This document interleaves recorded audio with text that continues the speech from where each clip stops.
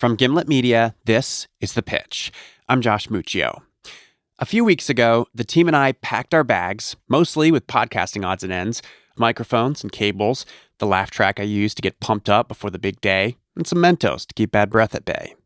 Where were we headed with our Mentos and microphones? To Philadelphia, of course, for our live show. Hello! Things turned out even better than we imagined. In front of a packed house, me and two of the investors heard pitches from three founders. We laughed, we cringed, our investors fought a little. Overall, it was a great time. Maybe you can catch the next one. I'm just messing. We're totally going to play the live show for you. This is the Pitch Live Competition, hosted at the Wharton School, the University of Pennsylvania. Enjoy the show. Now, these entrepreneurs are really early on in their startup journey, and the winner of tonight's competition will get a chance to pitch at our future taping for the show. Let's get this party started. All right. I'd like to welcome our first investor, a serial entrepreneur who's also an angel investor and now is a partner at Structure Capital, where they've invested $98 million in high-profile startups like Uber. Please welcome Jillian Manis.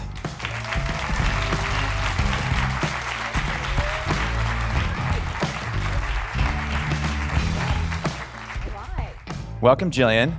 Thanks for being here. Thank you, Josh.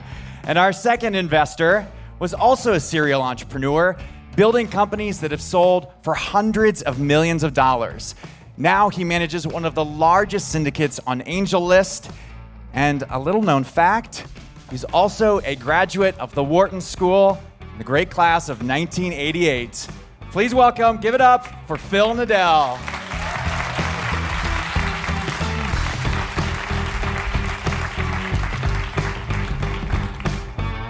Welcome, Phil.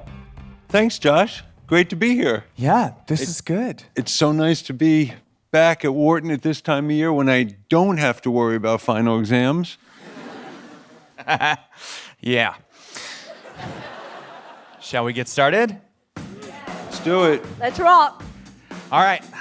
Our first founder is a Drexel University grad who thinks she's built something that will really help college students land a job out of college, which should be relevant to the undergrads in the room. Please welcome Jessica Sarkeesian with Rezio.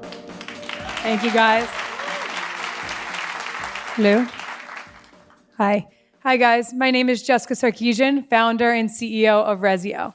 I want everyone in the room to think of a time when you were an undergraduate, whether that's today or 20 years ago. You had a plan, right? Who's helping you with that plan? Today, career service department's national average is one career advisor for 3,000 students. Let me repeat that for you guys.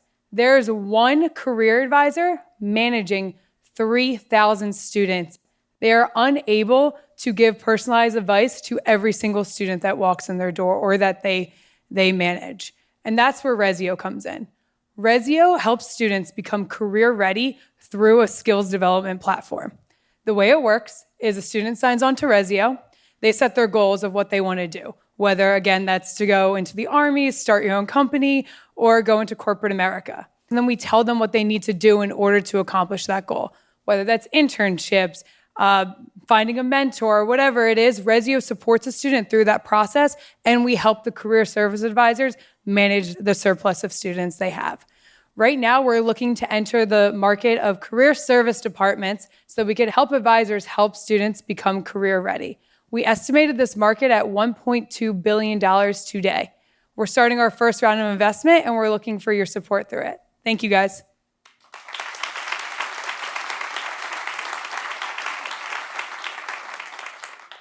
Nice job, Jessica. Thank you. So what is the revenue model? So currently we're testing the revenue model. We're starting with career service departments, but we do have the opportunity in different verticals on going to maybe students individually or their parents or things like that. But our revenue model today is charging universities. Tell me about the competitive landscape. So the competitive landscape within career service departments, there's a couple of them. You have Handshake, which has been the one notoriously taking over. But a lot of our competition focuses less on the development of a student and connecting them with the employers. So what Resio does is we're the step before most of our competition, and we support them through the next stage like Handshake and LinkedIn even. Handshake is our biggest one. You have VMock, other resume builder ones, and then one-off coaching. What we do is we have a platform that is able to manage, a surplus of students. So tell me about your team. So our team is me, the founder, and I graduated from Drexel University, actually started a similar business to this and failed it. What was the business? It was VResio, and it was video resumes. So we did video resumes and then made this huge pivot into where we are today. What did you learn from that failure? I learned scale quickly.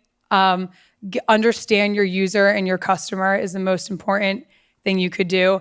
And really entering the market. And don't be too early into market, which is something I'm still learning today, is make sure the idea is fully fleshed out. And then when you go and approach your potential customer, make sure you have all the answers and you're ready for that time. So which potential customers have you approached with this? So we've been working with Drexel because I am out of their incubator. We went over to Jefferson. We might have been a little too early with that, but we still do have the relationship. And now we're taking a step back to finalize the product before we go forward. I realize that the budgets of universities are really constrained. So how do you prove, what data do you have to support the success and the impact?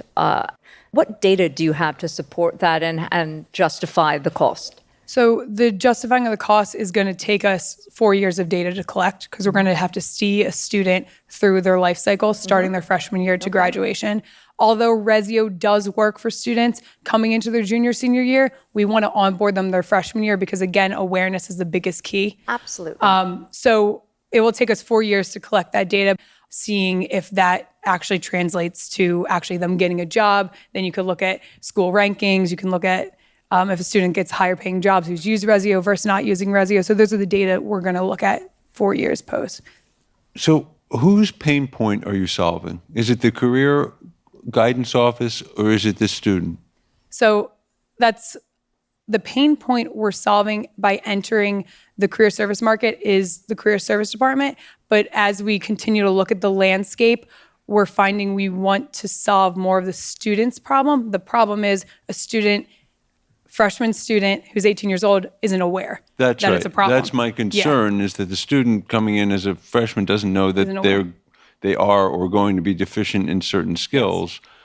And along the same lines, with regard to the career office, you're selling to them, but don't you think that they could perceive you as a threat to them?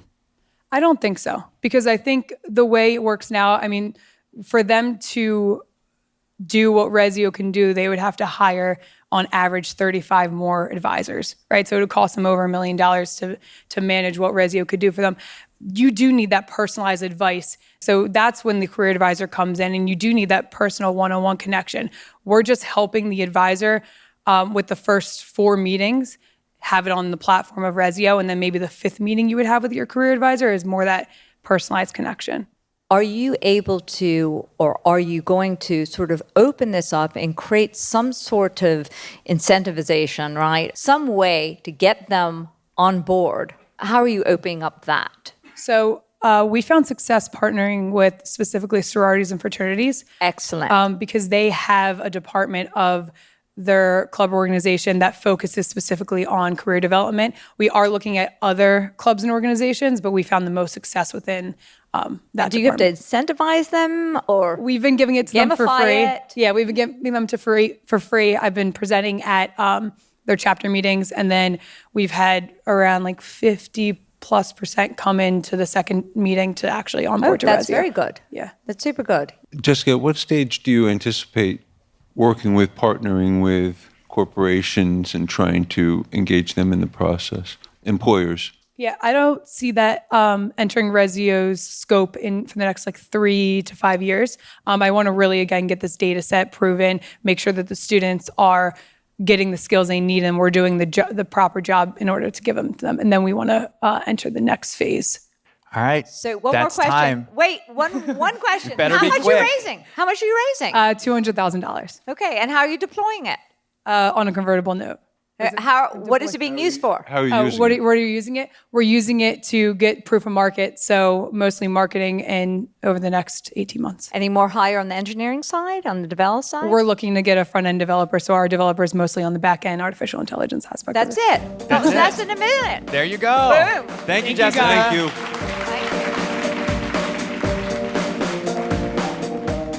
When we come back, one founder gets a tiny bit impatient with our investors.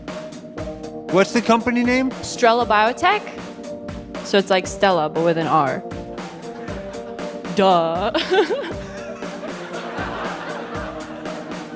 I like your moxie. Is she? Go for it. Is she dissing me already? What's going on? I like Bad her way already. to start a pitch.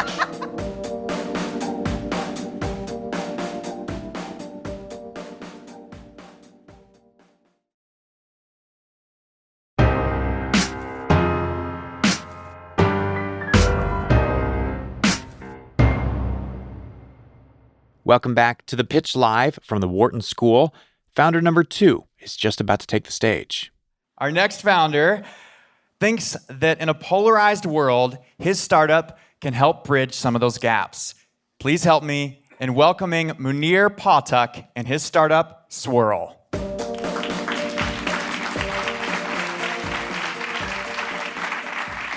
Hi there. Hi. My name is Munir Pathak, and I'm the founder and CEO of Swirl. Employee turnover is a $160 billion problem. CEOs are grappling with this, and they realize that they need to successfully attract and retain diverse talent in order to compete in today's market. It's a fact that diverse and inclusive organizations are 2 times more likely to meet or exceed their financial targets. They're 6 times more likely to be innovative and agile, and 8 times more likely to achieve better business outcomes. So how does a company become more inclusive? The answer lies in relationships between people, and that's where Swirl comes in. Companies who use Swirl grow inclusion by helping their employees build relationships across differences with their colleagues. With the Swirl app, each employee creates their profile by answering questions about their identity and their interests, and Swirl matches and introduces them to a new colleague every other week based on their similarities and their differences. With our content and coaching, each employee becomes better at building relationships naturally over time. And by building their personal network with the Swirl app, they're able to develop a new sense of community and belonging at work.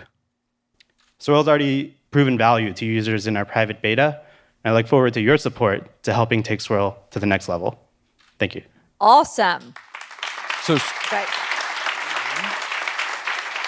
so start with, when I think about the experience that you described for an employee, if I were in that position and getting matched up with someone every other week, as you said, it feels to me like it would be a little forced, like artificial and unnatural as a way to meet someone. But don't they opt in, Phil? They opt in. You opt in, right? Absolutely. Sure, but just the idea. It still might be the email you just don't want to get. The idea that like I'm going to be Wait a matched up. second. Hold on, but I'm thinking that you're going to be able to temper this. In other words, I want to get a match every month, or I want to get a match every week. So you can sort of, it's kind of like, You know, not it's funny. I was Tinder, really but, interested you in know. his answer more so than yours. Maybe that I you know should what that start is. the company. So why don't you tell us? There's your co-founder. Yeah. Yeah, she's available. Go ahead. I mean, certainly there's a cadence to how often you should be introduced to someone. The reason we're going with 2 weeks right now, that's our baseline. I mean, you can change that based on preferences, or you can snooze that for some time if you're not It's not the time around. period that I was concerned about. It's the idea of being sort of forced together. I know you're opting in, but being put together with someone you don't know, a stranger, and then having what could be an awkward conversation. I want to understand, Yeah, Julian, so I can talk to that a little bit. You're shushing me, really? I want to understand how he sees it, that's not you. fine. I'll tell you how I see it afterwards. Go. Sure, maybe I'll start and you. Yeah, go for it. So the idea is not to just make a cold introduction and say, go talk. The idea is, through your profile creation, we understand more about you and what your goals are and sort of what your background is. And we match you based on having something in common, but also having something different with the person you match with. And we're doing more of a warm introduction, where the introduction message details some information of why you matched, and we give you some, prompts to start a discussion. And the idea is where you can start with just grabbing coffee and taking 10 or 15 minutes to get to know each other a little bit. It doesn't have to be a whole long formal thing. So how do the employers then communicate to their employees that, go do this? So our app is built to be distributed through Slack at the onset. The idea is to be able to build into a communication tool that already exists. So it's not something new that you have to push someone to learn and do. I think employers want this because it can help them achieve some of their goals. I think employees want this because it's really tough, especially as someone new to a company or someone maybe coming out of school and starting at a new place, to approach all sorts of individuals and start to build relationships at work. And that's really what's needed to create that sense of belonging, to get on that project that you want to get on, to get that promotion that you're thinking about.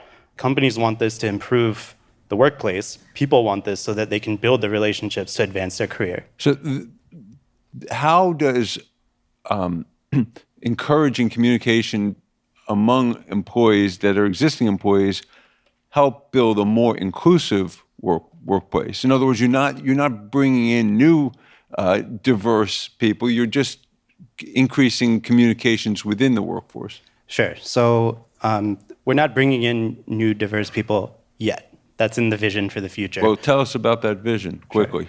Sure. So the focus today is on inclusion, because many companies do have efforts around diversity and bringing in diverse candidates, but where they fail is the inclusion component. For example, women are 2 times more likely to leave their job in the first year than men. People of color are 3.5 times more likely to leave their job within the first year than their white counterparts. And so... Why? Why are they leaving? Because they don't feel included. The biggest... Again, I'm asking him. Oh, really? You have to ask that? Why don't they feel? Because they don't feel included. They don't feel included. They don't... See? That's cheating. You told them the answer. Well, the biggest stated reason is not having that sense of belonging at their workplace. And there are many reasons for that, but culture is central to it. So I'm trying to understand what proof point you have that employers are willing to pay for this solution. So the metric we're targeting is retention. And the goal is to be able to, over the course of time, we can survey and understand workplace satisfaction and perspectives on culture, but the ultimate goal is to improve retention. And that's worth a lot of money to employers. Okay, tell us about the unit economics. What are you looking at? You're in beta right now, right? We're in beta right now. With a partner, with a self-developed community. Okay. And we're in the works with 3 companies to pilot at their organization right now. It seems like the solution that you're proposing would make a lot of sense for employees who are extroverted by nature, right, and willing to meet other people. But I wonder if, employees, people who are more introverted, coders, stereotypically are introverts. Podcasters, definitely. Well, hosts, how they would react to something like this. Yeah, so introverts also need to meet people and want to meet people. It's just they don't get their energy from constantly meeting people. And so it's not a turnoff, especially if we're giving a warm, informed introduction where an introvert can prepare for a conversation before going in. It doesn't draw as much energy from them to have that conversation, and it's actually constructive. One last question. Make it an important one.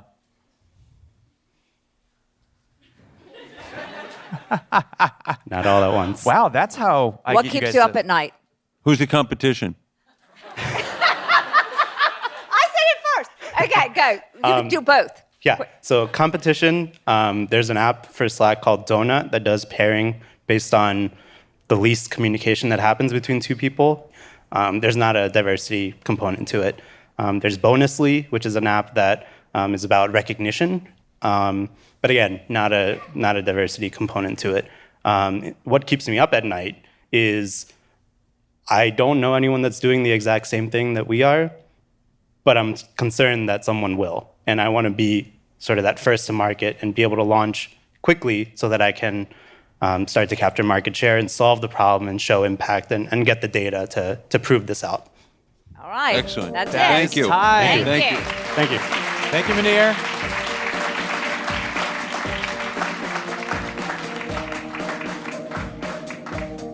Finally, we have a startup on its home turf. The next founder is an undergraduate here at the University of Pennsylvania. She's hoping to reduce food waste and says she has the technology to do it. Please welcome Catherine Sizov as she pitches Strella.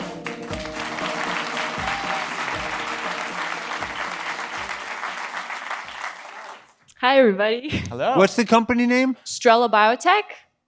So it's like Stella, but with an R. Duh.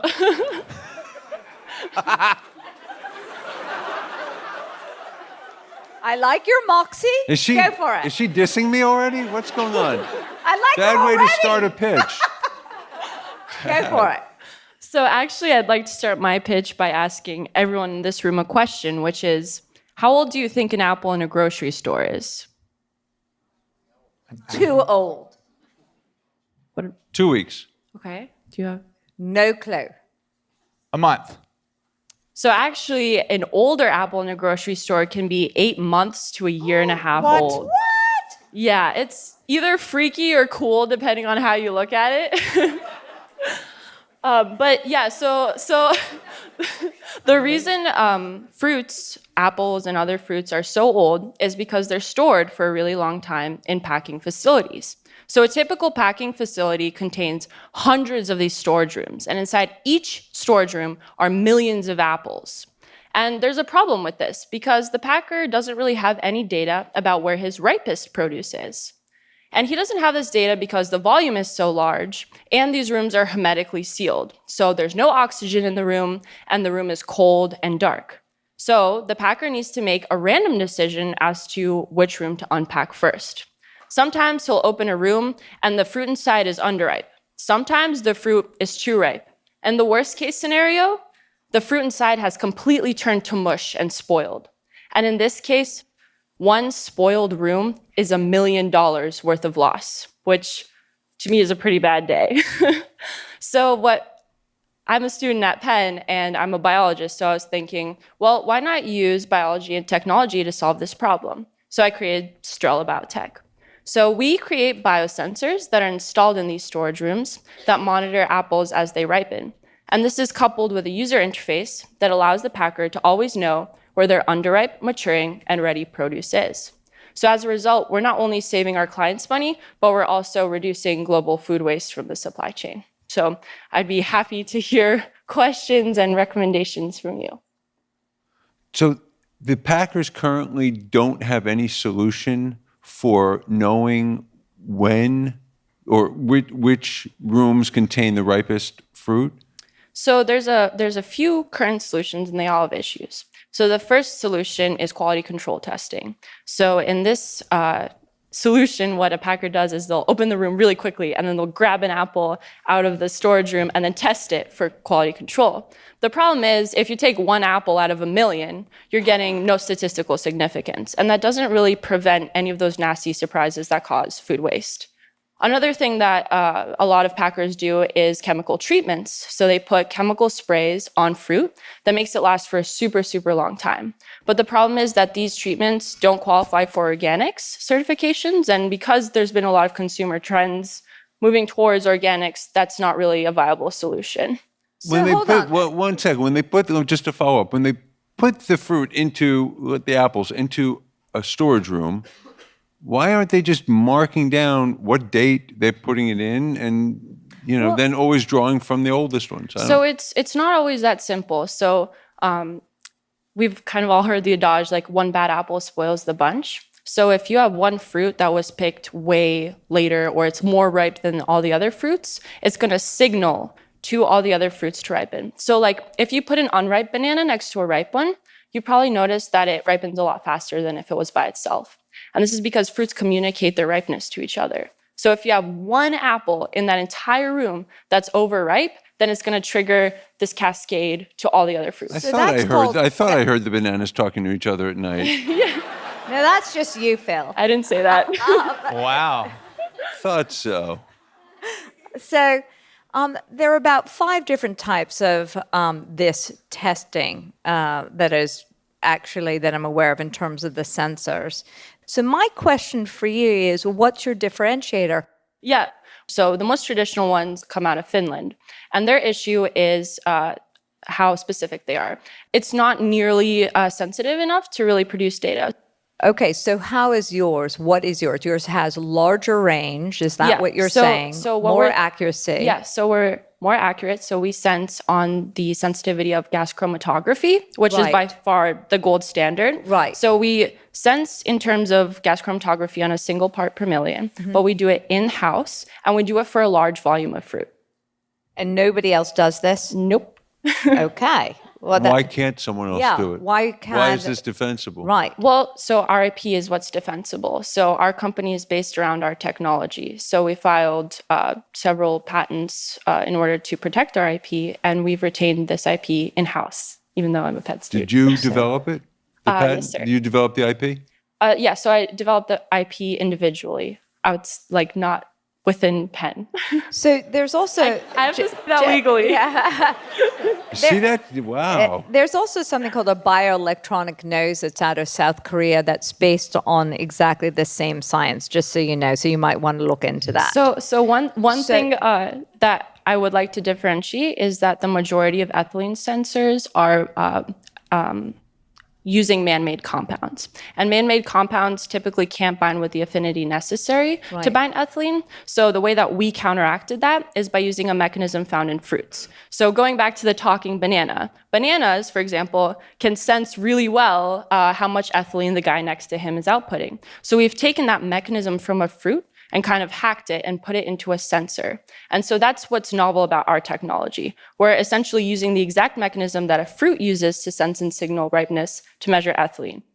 Okay, so let's talk about the mechanism. Let's talk about the fabrication of the mechanism and the unit cost of the mechanism. Yes. And where it's being produced and the scalability. Sure, absolutely. So our COGS currently is just over $100. Per sensor? Yes, What's the ma'am. lifetime of that, of the sensor? So it's 1 year. So every season, the packer installs sensors in their storage rooms, and then at the end of the season, we dispose of them and install new ones for the coming season. So how many sensors per storage room? So it would be a minimum of 4 sensors per storage room. However, we've recently started trials in Washington State with 2 of the largest apple packers, and they've actually requested slightly higher resolution. So if we wanted high resolution data, we would put in upwards of 16 sensors per storage room. And what's the cost of these? $1,000 per sensor. Wait, so it's $1,000 cost, your cost to? No. My cost is 100. right. It Right. costs 1,000. Good. So the COGS is 100. Right. And you're selling it for 1,000. Yeah, Got yeah. it. Right. And where is it being manufactured? I make them with my 2 other team members right now. So I do all the biological component manufacturing, and then I have a master's student in electrical engineering on my team, and he does the electronic assembly. And with all these other sensors that Jillian mentioned on the market, how do you know that the packers want this and have a need for this? What evidence do you have that the sensors on the market are somehow insufficient? Because I've talked to every single one of them. I've spent the last 6 months going to every state that produces apples and speaking with every farmer that produces more than 100 apples a year, and asked them about what problems they have, what they'd like to see in the future in regards to technology. And time again, they've said, we just don't have any solutions for The this. sensors that they are using are not doing the job for them? Is that what So you're they're hearing? not using any sensors. So they'll buy something like this, and then it won't work for them. Who's handling sales? Who's handling marketing? So that's me, because I've been speaking with them for so long that I've developed a relationship with our customers already. That's good. That's good. So the question here is, how are you going to be able to scale? Have you identified a manufacturing partner?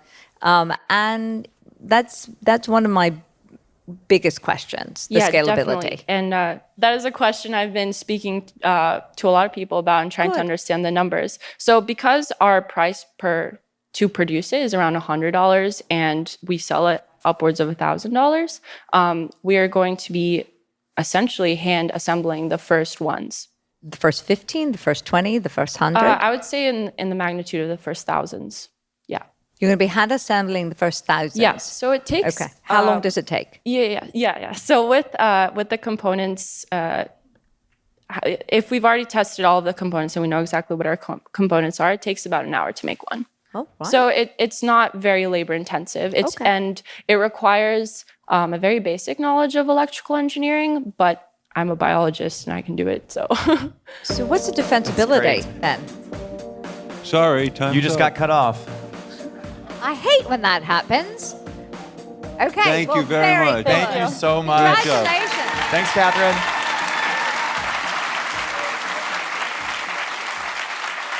And talking bananas is totally a thing. Yeah? I'm telling you, my bananas, they're talking at night. I know it. You two are going to have to hash this out and pick a winner. So we're going to shut your mics off and let you guys chat for a little bit. Who do you think the winner is? Find out if you're right when we come back.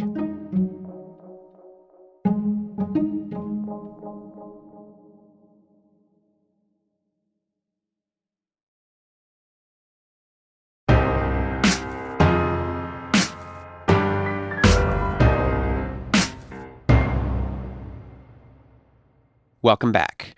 Three founders just pitched Jillian and Phil in front of a live audience at the University of Pennsylvania. The first was founder Jessica Sarkeesian with Rezio Learning, a soft skills training platform for students. Next, Munir Pathak took the stage with his company, Swirl, a networking tool to bolster diversity and inclusion at companies.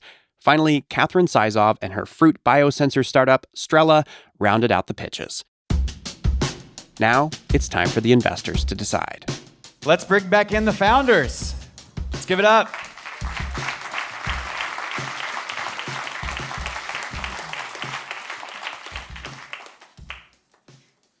Jessica, Munir, Catherine.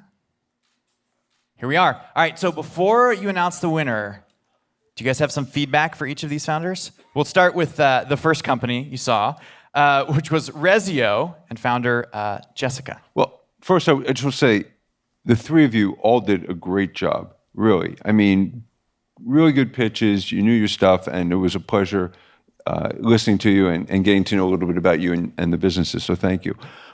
So starting with Jessica, I mean, I think first you're solving a real problem. And I think that it's becoming more and more of a problem, especially with like sort of mounting college costs, increasing college costs. So I think, no doubt, you're solving a problem. I think both of us are a little bit concerned about the student adoption piece, right? And also the long path to proving value with the data sets, in terms of 4 years plus. And tracking, and so there's a long cycle there, a long path before you can actually prove value. So the next is Munir Pathak and his startup Swirl. Any thoughts? No. Yes, no, we have thoughts. We do. We have thoughts. I was kidding. I joke. So You try. I try. Burn. So, we always talk about the difference between a product and a service. Okay, is there a standalone product, or is this something that another company can add on as a service? Is it a feature? That's right. Well, I call it a service, but you call it feature. Yeah. Yes, it is a feature or product. And so that's really a little bit in my quandary here, is I'm not quite sure. All right. Thoughts, feedback on the last pitch we heard, which was from Catherine Sizov with Strela. So the concerns are, firstly, a lot of competition, right? And Jillian knows a lot about this space, obviously. Apparently. Yeah. She's some kind of an apple whisperer. And I don't know. I love that. I'll get a tattoo made for you. Put that on your T-shirt Twitter bio. or something. So, Yeah. but there, and I take you at your word that what you've developed is superior to competitors' products, but there is a lot of competition. And also, as we mentioned, look, you sound like a very, very bright biologist. And I'm sure that since you've developed sales or developed relationships with the Packers, you're probably able to do the sales. But I'm not suggesting you need a co-founder with sales experience because you have some of that now. But bring someone on who has sales experience. Now it's the moment of truth.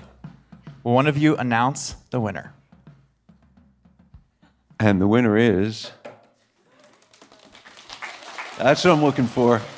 Catherine from Strela Biotech. Well done. Congratulations.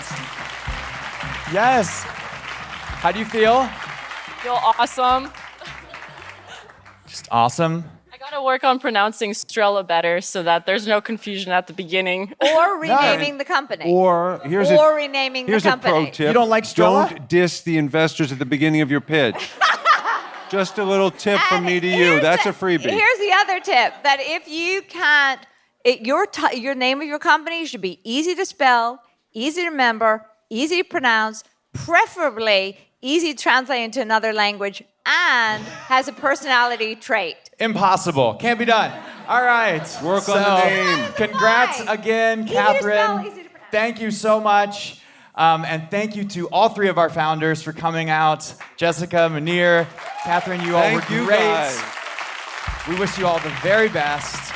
Let's have a round of applause for our investors, Phil Nadell and Jillian, the Apple Whisperer. Go Quakers.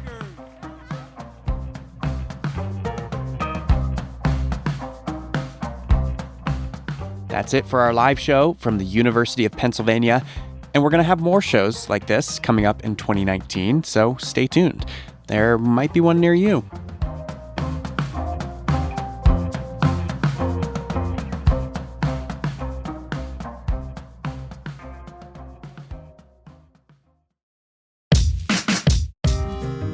Our show is produced by me, Josh Muccio, Kareem Maddox, and Molly Donahue. We are edited by Blythe Terrell. We're mixed by Enoch Kim, original music composed by The Musemaker. Our theme music is by Breakmaster Cylinder. And a very special thanks to the whole team at Wharton: Emily Hemming, Tracy Snyder, Wayne Davis, Claire Lineweber, Taylor Durham, and Ethan Malik. Thank you for hosting a fantastic event and show. A quick disclaimer, no offer to invest is being made to or solicited from the listening audience on today's show. This has been The Pitch from Gimlet Media. We'll be back with a brand new episode next Wednesday.